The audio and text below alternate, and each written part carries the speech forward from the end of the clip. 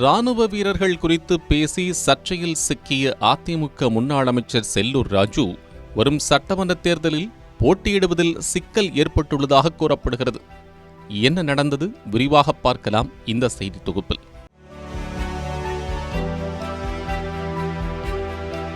Green Park Coaching Center, All India First Rank, 720 out of 720.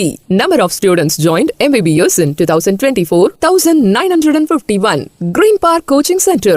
நாமக்கல்ல Tiruchengode main road எர்ணாபுரத்துல இருக்கிற Spiro prime public ஸ்கூல்ல +2 board எக்ஸாம்ஸோட சேர்த்து NEET and JEE கோச்சிங்கும் கொடுத்துட்டு இருக்காங்க. மதுரை மாநகராட்சிக்குட்பட்ட விளாங்குடி பகுதியில் கடந்த மே 10ஆம் தேதி அதிமுக சார்பில் பொதுமக்களுக்கு நீர்மோர் வழங்கும் பந்தலை திறந்து வைத்தார் முன்னாள் அமைச்சர் செல்லூர் ராஜு. அப்போது செய்தியாளர்களிடம் பேசிய அவர், திமுக சார்பில் நடந்த ராணுவ வீரருக்கு பாராட்டு தெரிவிக்கும் பேரணி குறித்து விமர்சனம் செய்திருந்தார். இதை விட்டுட்டு இன்னைக்கு என்னமோ ராணுவ வீரர்களுக்கு, ஏன்னா ராணுவ வீரர்களுக்கு நான் போர்லையா போய் இதுலையா போய் சண்டையா போட்டாங்க. இல்லை தொழில்நுட்ப வளர்ச்சி இந்த கருவியெல்லாம் வாங்கி கொடுத்தது மத்திய அரசு, வாங்கி கொடுத்த ஒரு பாரத பிரதமர், கேட்டவர் ராணுவ அமைச்சர் ராஜ்நாத் சிங், உள்துறை அமைச்சர்கள். இவர்கள் தான் எந்தெந்த இது வாங்கணும், நம்ம ஆயுதங்கள் எப்படி தாக்கலாம், எதிரிகள் வந்தால் எப்படி தாக்குவது என்பதை அவங்க தான் உன்னிப்பாக. முதல்ல நீ பாராட்ட வேண்டியது யாரை? பாராட்ட வேண்டியது பாரத பிரதமர். அதை விட்டு ராணுவ வீரர்களுக்கு பாராட்டு தெரிவித்து திமுக என்ன நாடகம் ஆடுறாங்க பாருங்க. இவங்க நாடகம் ஆடுறதுக்கு ஒரு எல்லையே இல்லை. நாட்டு மக்கள் ஏற்றுக்கொள்வாங்களா?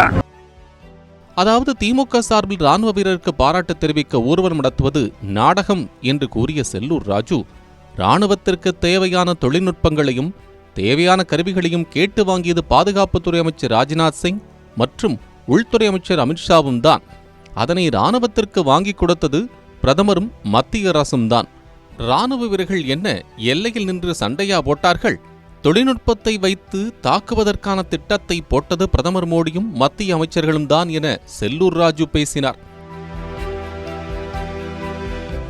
முன்னாள் அமைச்சர் செல்லூர் ராஜுவின் பேச்சு சர்ச்சையாகிய நிலையில் இது முன்னாள் மற்றும் இந்நாள் ராணுவ வீரர்களிடையே கொந்தளிப்பையும் சலசலப்பையும் ஏற்படுத்தியது.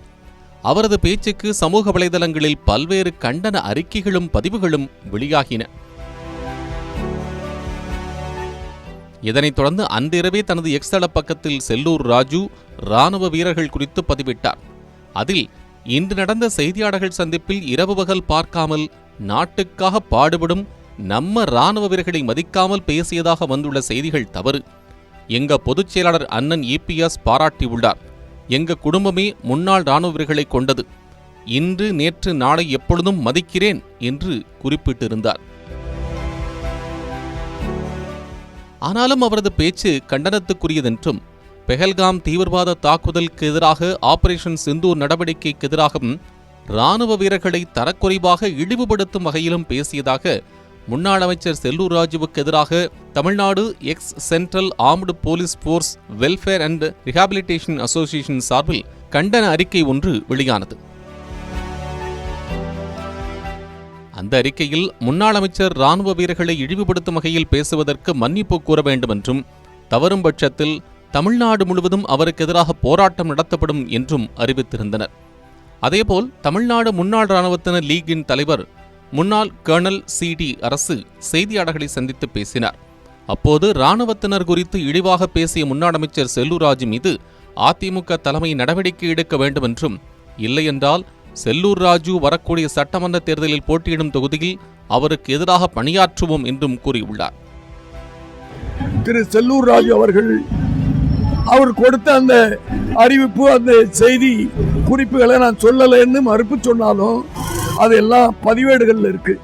அவர் அதை திரும்ப பெறணும், பகிரங்கமாக மன்னிப்பு கேட்கணும். அப்படி இல்லைன்னா அவருடைய கட்சி தலைமையத்துக்கு நாங்கள் மனு கொடுத்து அவர் மீது கட்சி ரீதியாக நடவடிக்கை எடுக்க சொல்லி வலியுறுத்துவோம்.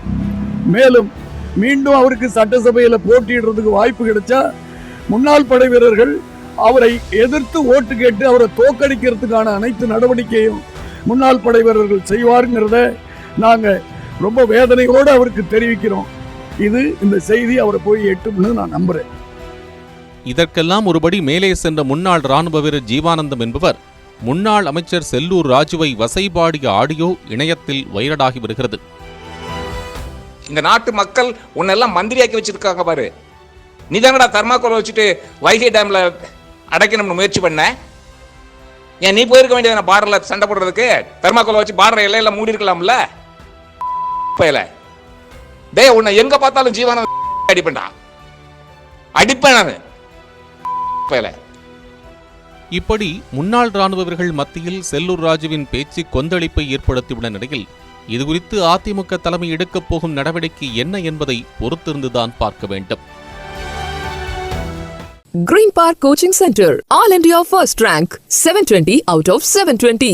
Number of students joined MBBS in 2024, 1951. Green Park Coaching Center.